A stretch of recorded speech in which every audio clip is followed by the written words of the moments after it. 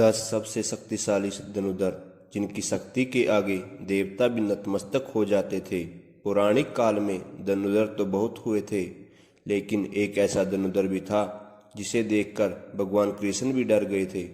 एक ऐसा धनुर्धर भी था जो अपने बाणों से समुद्र को भी सुखा देता था, और एक ऐसा भी धनुर्धर था जो एक ही बार में पूरी सृष्टि का विनाश कर सकता था।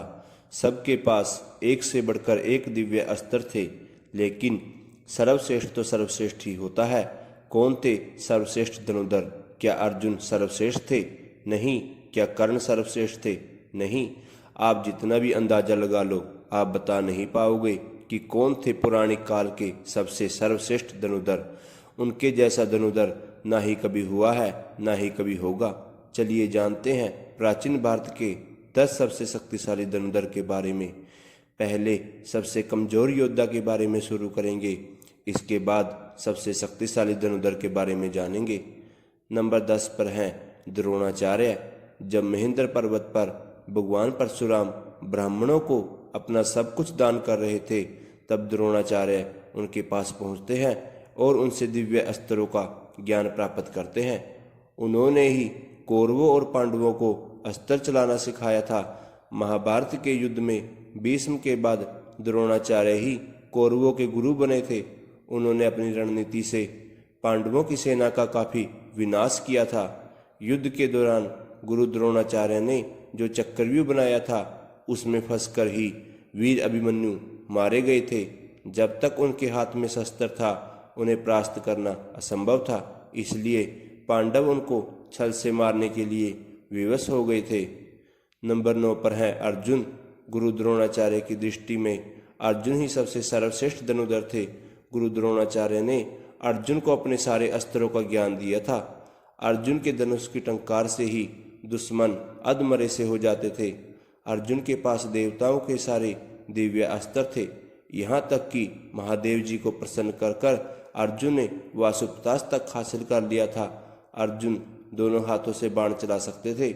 द्रौपदी के स्वयंवर में कर्ण को छोड़कर जहाँ सभी धनुर्धर विफल हो गए थे, वहाँ अर्जुन ने बड़ी ही आसानी से लक्ष्य को भेद दिया था।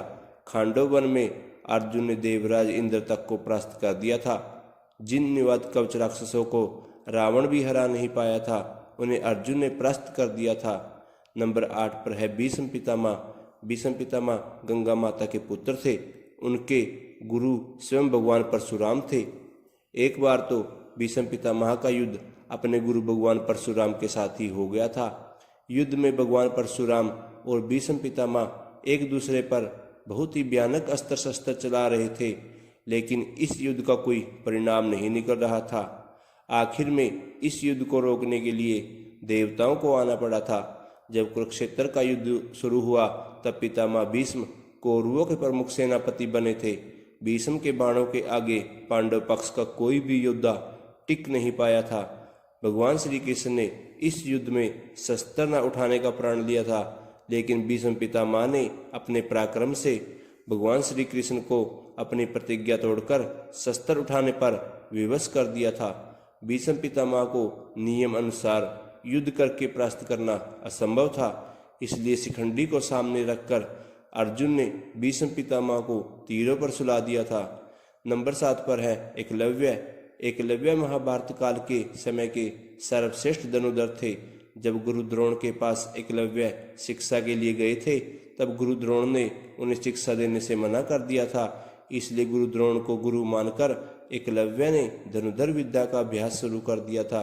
जब कौरवों और पांडवों में से किसी को भी शब्दवेदी बाण चलाना नहीं आता था, तब एकलव्य अपने अभ्यास से ही शब्दवेदी बाण चलाना सीख गए थे।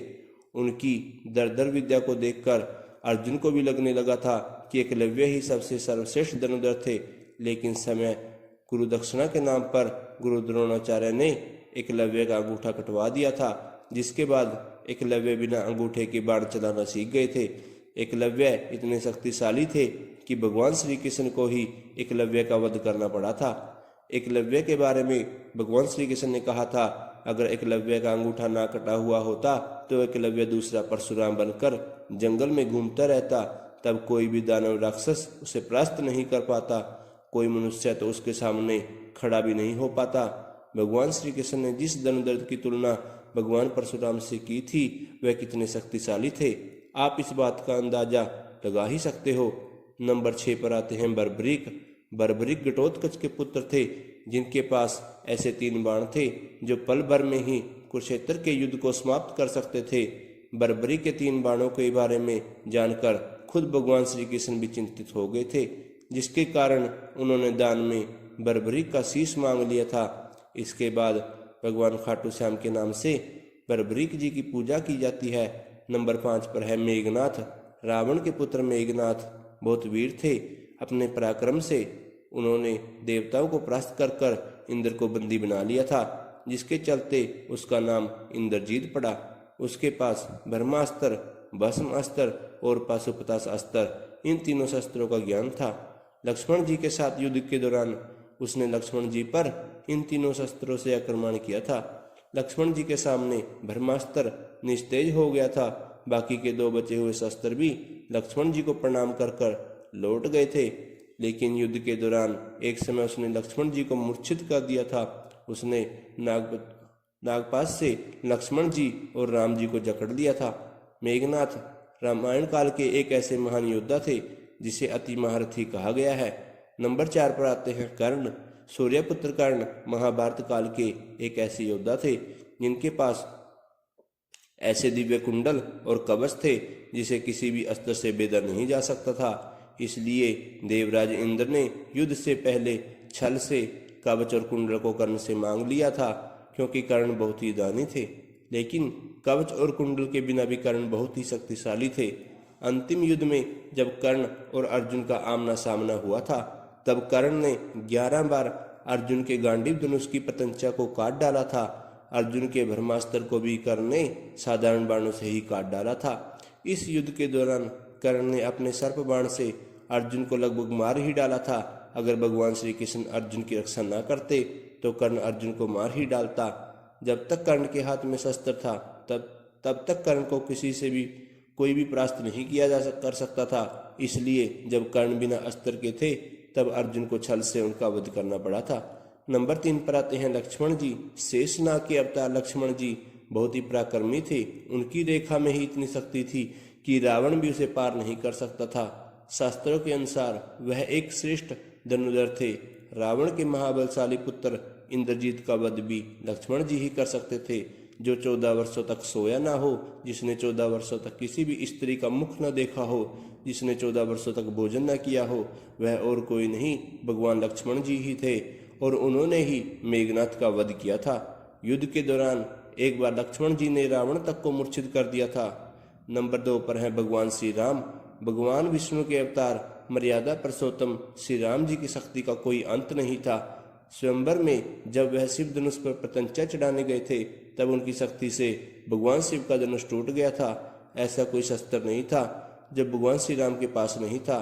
जब समुंदर ने लंका जाने के लिए भगवान श्री राम को मार्ग नहीं दिया तब उन्होंने अपने बाणों से ही समुद्र को सुखाने का निश्चय कर लिया था। श्री राम को बाण का संधान करते देख समुद्र देव भयभीत होकर उनके सामने प्रकट हो गए थे। श्री राम जी ने अपने बाणों से कुंभकर्ण और रावण जैसे ना जाने कितने राक्षसों को यमलोक में भेज दिया था। नंबर 1 पर आते हैं देवों के देव महादेव। संपूर्ण ब्रह्मांड और धनुर्धर देव की सृष्टि का जन्म महादेव से ही हुआ है। वही इसकी शुरुआत है और वही इनका अंत है। उनकी शक्ति अनंत है। वह पल भर में ही किसी का भी अंत कर सकते हैं। वही सबसे सर्वश्रेष्ठ है। और अगर आप भी